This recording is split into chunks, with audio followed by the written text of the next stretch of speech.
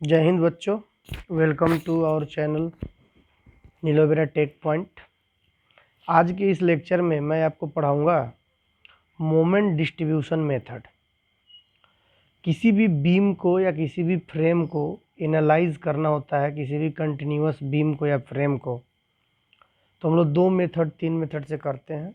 एक होता है स्लोप एंड डिफ्लेक्शन मेथड, एक मोमेंट डिस्ट्रीब्यूशन, एक कनिज मेथड। तो आज के इस लेक्चर में हम पढ़ेंगे मोमेंट डिस्ट्रीब्यूशन के मेथड के बारे में। देखिए, हमारे पास एक कंटिन्यूअस बीम है जिसमें A B C D joint दिया हुआ है। ए और डी जो ज्वाइंट है वो आपका फिक्स ज्वाइंट है। बी और सी जो ज्वाइंट है वो आपका इंटरमीडिएट ज्वाइंट है और हिंज ज्वाइंट दिया हुआ है। ए से बी का डिस्टेंस 3 मीटर है और उस पर एक पॉइंट लोड 80 किलो न्यूटन का लग रहा है जो ए से 1 मीटर पे लग रहा है। और बी से सी यूडीएल लग रहा है जिसका 50 किलो न्यूटन पर मीटर है और उसका लेंथ जो है वो 4 मीटर पे है। सी से डी 40 किलो न्यूटन का पॉइंट लोड लग रहा है जो बीचों बीच लग रहा है सेंटर पे 2 मीटर सी से, डी से भी 2 मीटर पे, और इसका टोटल लेंथ 4 हो गया। और इसमें आई का जो वैल्यू 1.5, ए से बी का, बी से सी का 2i और सी से डी का आई दिया हुआ है। तो मोमेंट डिस्ट्रीब्यूशन मेथड में हम लोग स्लोप एंड डिफ्लेक्शन की तरह ही यूज करते हैं। पहला मेथड हम लोग इसमें फिक्स एंड मोमेंट निकालते हैं, फिर डिस्ट्रीब्यूशन फैक्टर निकालते हैं, फिर एक टेबल बनाते हैं जिसको मोमेंट डिस्ट्रीब्यूशन मेथड के बारे में जानते हैं। तो आइए सबसे पहले हम इस बीम को एनालाइज करने में जो पहला स्टेप है उस स्टेप का यूज करते हैं और उस स्टेप का नाम है fix end moment. Fix end moment में हम लोग क्या करते हैं, फिक्स एंड मोमेंट निकालते हैं ए से बी का, फिर बी से ए का।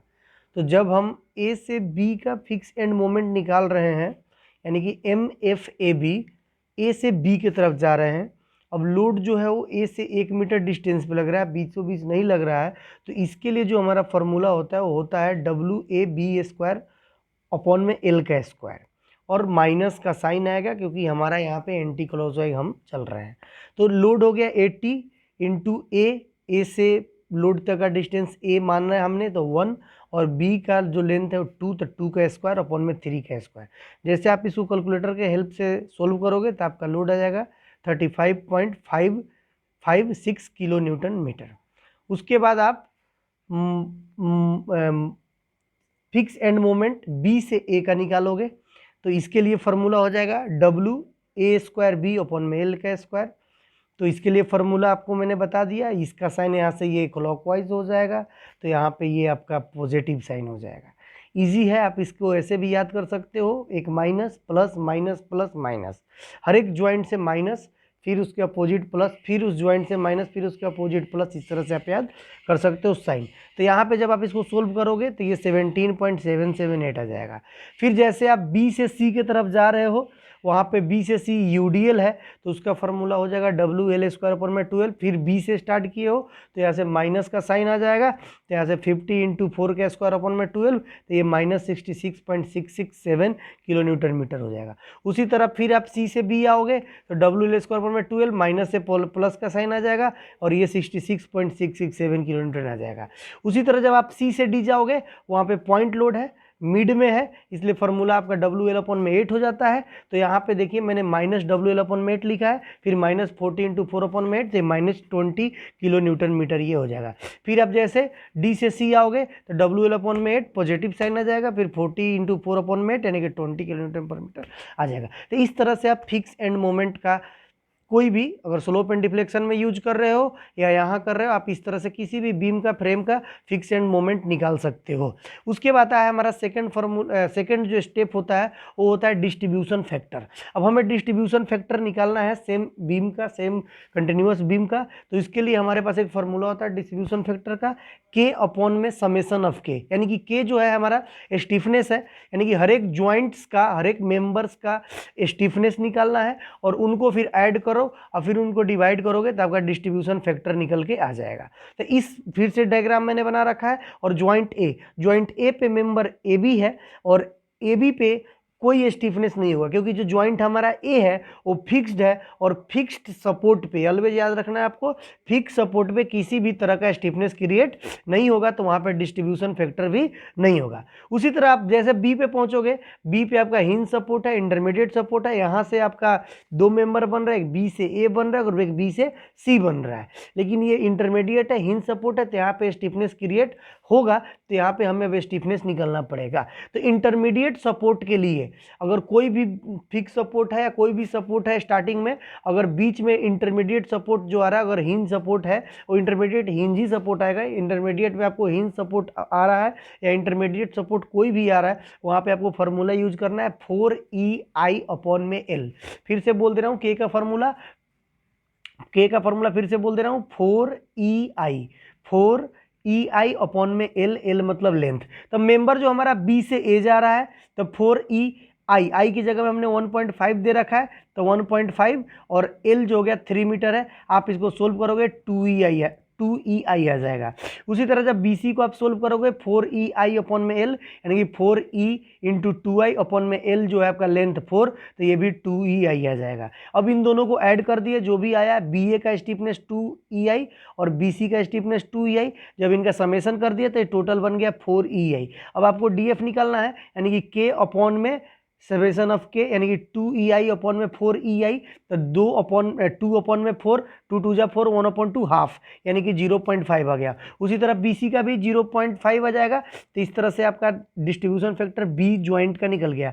अगर स्पेशल B का बात करें, दोनों को ऐड कर दो तो 1 आएगा, यानी इंटरमीडिएट सपोर्ट पे ऑलवेज आपका जो DF आएगा वो आपका क्या आएगा, 1 आएगा, और जो फिक्स एंड सपोर्ट होता है उस पर आपका क्या आएगा, 0 आएगा। उसी तरह C भी हमारा इंटरमीडिएट है, सेम फार्मूला यूज करेंगे, सेम तरीका यूज करेंगे। यहाँ पे भी दो मेंबर है, सी से बी, सी से डी, सी से बी गए तो वही फार्मूला 4EI अपॉन में L, 4EI 2IL वही आ जाएगा, 2EI आ जाएगा। जब सी से डी जाओगे तो फार्मूला 4EI, यहाँ आई के बराबर है, तो 4 इंटू EI अपॉन में 4EI बच जाएगा। आप इनको ऐड करोगे 3EI हो जाएगा। फिर आप इसको डिवाइड करोगे तो CB के लिए जो डिस्ट्रीब्यूशन फैक्टर आ जाएगा वो 2/3 आ जाएगा, और CD के लिए 1/3 आ जाएगा।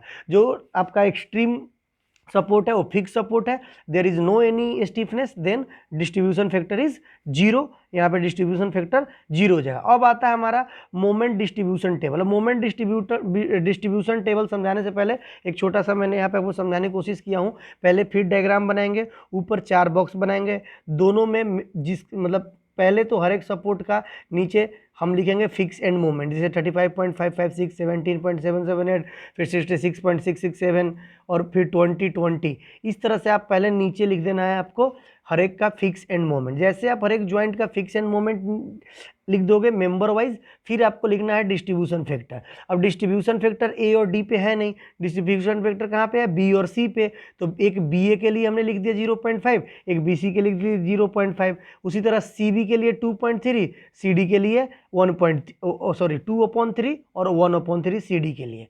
अब क्या है, नीचे देखिए मैं बताया हूँ बैलेंसिंग, कैसे हम बैलेंसिंग निकालेंगे, क्योंकि जब तक हम बैलेंसिंग नहीं निकालेंगे तब तक हमारा क्वेश्चन आगे नहीं बढ़ सकता है। तो बैलेंसिंग क्यों निकाला गया, देखिए यहाँ पे हमने क्या किया, A से C ले लिया है ज्वाइंट, A से C ले लिया है। B ज्वाइंट पे डिस्ट्रीब्यूशन फैक्टर निकला है, तो B ज्वाइंट पे हमने B ज्वाइंट का ले लिया है फिक्स एंड मोमेंट। तो यहाँ पे 17.778 और यहाँ पे -66.667। अब देखिए ये पॉजिटिव है तो क्लॉकवाइज, ये निगेटिव है तो एंटी क्लॉकवाइज। अब क्या है कि दोनों को ऐड कर दो। अब जैसे आप दोनों को ऐड कीजिएगा तो आंसर जो आएगा वो आएगा -48.889। अब ये क्या हो गया, 48.889 हो जाएगा। अब ये निगेटिव है, यानी कि क्लॉकवाइज बीम को क्या करेगा, रोटेट कर देगा। आपका बीम नीचे से बी साइड से B से A दब जाएगा और B से C ऊपर उठ जाएगा, यानी कि निगेटिव आया है तो एंटी क्लॉकवाइज अप्लाई होगा, बीम आपका ऊपर उठ जाएगा C की तरफ से और A की तरफ। तो उस तरह आपका तो बीम बैलेंस हुआ नहीं। बीम बैलेंस कब होगा, जब ये एक स्ट्रेट लाइन में रहेगा। तो उस बीम को स्ट्रेट लाइन बनाने के लिए हम क्या करेंगे, इसको 0 करना है। तो -48.89 में +48.89 ऐड कर देंगे तो यहाँ पे ये 0 बन जाएगा। तो बैलेंसिंग जो मिल गया मेरा B पॉइंट के लिए वो मिल गया 48.889। उसी तरह फिर B से C ज्वाइंट लिया, सेम प्रोसेस, फिक्स्ड मोमेंट 66.667 -20, फिर इनको प्लस किया 46.6 7 आया, लेकिन यहाँ पे पॉजिटिव आ गया, क्लॉकवाइज जगह बी के साइड से बढ़ गया, डी के साइड से नीचे की तरफ चला गया बीम। तो फिर बैलेंस बनाने के लिए, अब हम बैलेंस बनाने के लिए क्या करेंगे, तो -46.667 अप्लाई कर देंगे। अब यहाँ पे हमारे पास दो ही ज्वाइंट है जहाँ पे इंटरमीडिएट सपोर्ट है और वहाँ पे हमारा डिस्ट्रीब्यूशन फैक्टर निकला है, यानी कि उसी ज्वाइंट का हमें बैलेंसिंग करने का जरूरत था और उस ज्वाइंट का हमें बैलेंसिंग मिल गया। अब टेबल मैंने बनाया, टेबल देखिए, अब यहाँ पे देखिए ABCD डायग्राम फिर बनाया, लाइनिंग खींचा, डिस्ट्रीब्यूशन फैक्टर लिखा, फिक्स एंड मोमेंट लिखा। सबसे पहले हम बैलेंसिंग लिखेंगे। बैलेंसिंग बी ज्वाइंट के लिए 48.889 कैसे निकला आपको बता दिया। फिर सी ज्वाइंट के लिए -46.667 कैसे निकला आपको बता दिया। अब सेकंड जो हमारा नंबर पे आता है टेबल में, वो आता है डिस्ट्रीब्यूशन कंट्रीब्यूशन, कि किस मेंबर का कितना कंट्रीब्यूशन है। तो अब हम क्या करते हैं, बैलेंसिंग में देखिए, यहाँ पे ध्यान से समझिएगा और आपको याद रखना है कि बैलेंसिंग से डिस्ट्रीब्यूशन हमें कैसे निकालना है। तो जो आप डिस्ट्रीब्यूशन फैक्टर आपका जितना वैल्यू आया है उसको मल्टीप्लाई करना है। फिर से बोल रहा हूँ, बैलेंसिंग में हर एक मेंबर का जितना डिस्ट्रीब्यूशन फैक्टर आया है उतना मल्टीप्लाई कीजिएगा, तो उस मेंबर का डिस्ट्रीब्यूशन कंट्रीब्यूशन आपको निकल के आ जाएगा। तो यहाँ पे देखिए, सबसे पहला पॉइंट बैलेंसिंग बी ज्वाइंट का 48.889, सी का -46.667।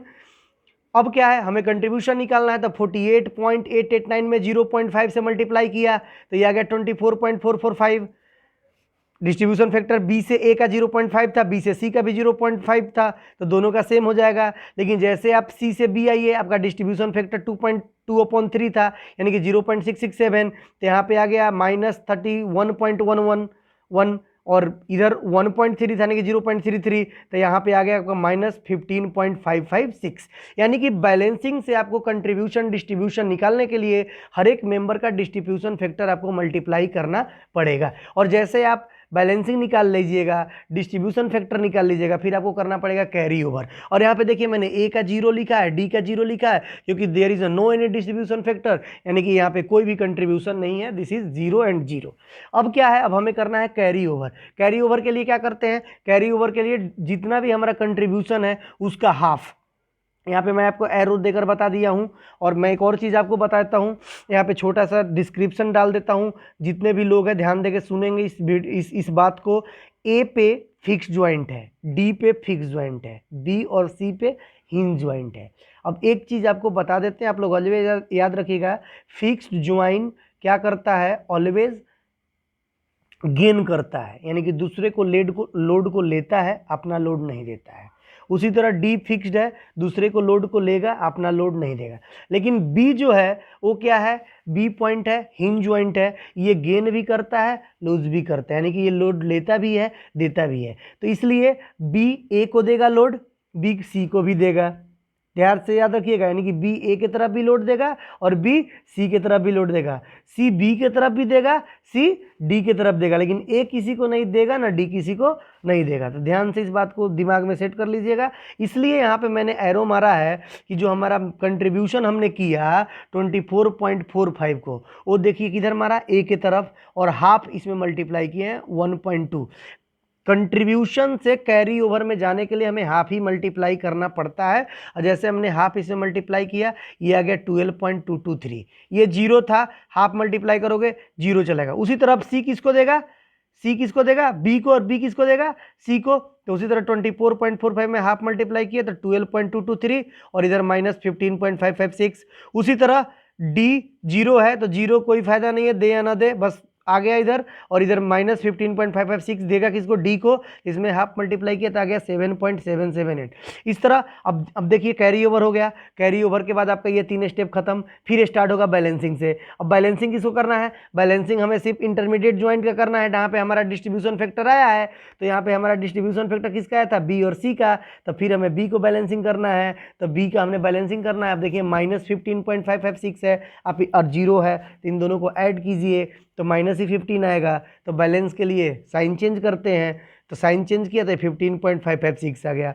उसी तरह ये 12.223 प्लस 0 12.223 रहेगा, लेकिन बैलेंस नहीं हुआ तो हम क्या करेंगे, -12.223 उसमें अप्लाई ऐड कर देंगे तो ये बैलेंस हो जाएगा। तो ये फिर बैलेंसिंग आ गया। फिर बैलेंसिंग को क्या करना है, कंट्रीब्यूशन करना है। कंट्रीब्यूशन कैसे करेंगे, फैक्टर ऑफ डिस्ट्रीब्यूशन फैक्टर से मल्टीप्लाई करेंगे। अब 15.556 को 0.5 से मल्टीप्लाई किया तो ये आ गया 7.778। अब BA का वही था और BC का वही था, इसलिए दोनों जगह सेम, और यहाँ पे 0.667 है, यहाँ पे 0.33 है, तो वैल्यू अलग अलग आ गया डिस्ट्रीब्यूशन फैक्टर। फिर उसी तरह क्या करना है, कैरी ओवर करना है। फिर हाफ हमने A को दिया, फिर 0 से कोई मतलब नहीं है, फिर B से C को दिया हाफ, फिर C B को दिया हाफ, फिर C D को दिया हाफ, फिर यहाँ पे कैरी ओवर समाप्त। 2 बार 2 आपने स्टेप कर दिया। फिर थर्ड वाले में फिर वही करना है, बैलेंसिंग। अब -4 पॉइंट था, साइन चेंज किया, फिर यहाँ पे 3.889 था, फिर साइन चेंज किया। ऑलवेज दिमाग में याद रखना है कि 3.889 है और 0 है, तो हमने इसको ऐड किया है। अगर यहाँ पे कोई ना कोई डाटा होता तो ऐड होता, फिर बैलेंसिंग होता। तो इस बात को याद रखना है कि B पे जितना डाटा होगा, B से A और B से C, उनको ऐड करना है और फिर उसमें उसको बैलेंसिंग करना है। फिर आपका बैलेंसिंग हुआ, फिर कंट्रीब्यूशन में जाइए, 0.5 से मल्टीप्लाई किया, दोनों मेंबर का वही डिस्ट्रीब्यूशन फैक्टर है, तो 2.037 लेकिन जैसे 3.889 में अब 0.667 मल्टीप्लाई किया तो ये आपका आ गया 2.593, और जैसे 0.33 मल्टीप्लाई किया तो ये आ गया 1.295। फिर कैरी ओवर किया, हाफ दिया हमने A को, फिर B से हाफ दिया हमने C को, C से हाफ लिया B, फिर C दिया D को हाफ। ये कैरी ओवर यहाँ पे समाप्त हो गया। इस तरीके से आपको करते जाना है जब तक स्मॉल डिजिट पे आप नहीं पहुंचे, जैसे 0.08, 0.08, 0.05, 0.10 आप इसको भी कैरी कर सकते हो, कोई दिक्कत नहीं है। लेकिन एक बात याद रखना है, कभी भी आपको डिस्ट्रीब्यूशन टेबल को कैरी ओवर या बैलेंसिंग पे नहीं छोड़ना है। ऑलवेज आपको कंट्रीब्यूशन पे जाके ही मोमेंट डिस्ट्रीब्यूशन टेबल को एंड करना है। तो इसलिए हमने यहाँ पे बैलेंसिंग किया लास्ट वाले स्टेप में, उसके बाद कंट्रीब्यूशन में जाकर इसको छोड़ दिया। जैसे आप कंट्रीब्यूशन पे आपने इसको छोड़ा, अब क्या करना है, लास्ट में हमें A ज्वाइंट के सारे डाटा को ऐड करना है, B के सारे डाटा को ऐड करना है, C के और D के सारे डाटा को ऐड करना है। अब हमारा क्या था, डिस्ट्रीब्यूशन फैक्टर B और C पे आया था, तो उनका B से A का टोटल लोड और B से A और B से C दोनों इक्वल होना चाहिए। साइन में ऊपर नीचे हो साइन प्लस माइनस होगा। फिर C से B का डाटा और C से D का डाटा दोनों सेम होगा, प्लस प्लस माइनस का चेंज होगा। तो देखिए, और एक चीज़ और बता दूं, यहाँ बैलेंसिंग को कोई ऐड नहीं किया जाता है। अब क्या है, सबसे पहले हम ऐड स्टार्ट कहाँ से करेंगे, तो सबसे पहले हम लेंगे A का फिक्स एंड मोमेंट, यानी कि -35.556, उसमें आप फिर आपने 12.223 ऐड करो, फिर उसके बाद 3.889, फिर 1.018, फिर 0.324, फिर 0.084, फिर 00, और टोटल जैसे आप ऐड किए आपका आंसर आ जाएगा -18.08। ये आ गया, ठीक है। इसको तो आप कहीं चेक नहीं कर सकते हो कि किसी के इक्वल हो, लेकिन जैसे आप B को चेक करोगे, यानी कि BA मेंबर को और BC मेंबर वाले को, तो ये डाटा देखो 52.95 प्लस में माइनस में 52.95। तो इसमें भी सबसे पहले फिक्स एंड मोमेंट लिया 17.778, फिर 24.445, फिर 7.778, फिर 2.037, फिर 0.648, फिर 0.169, फिर 0.054।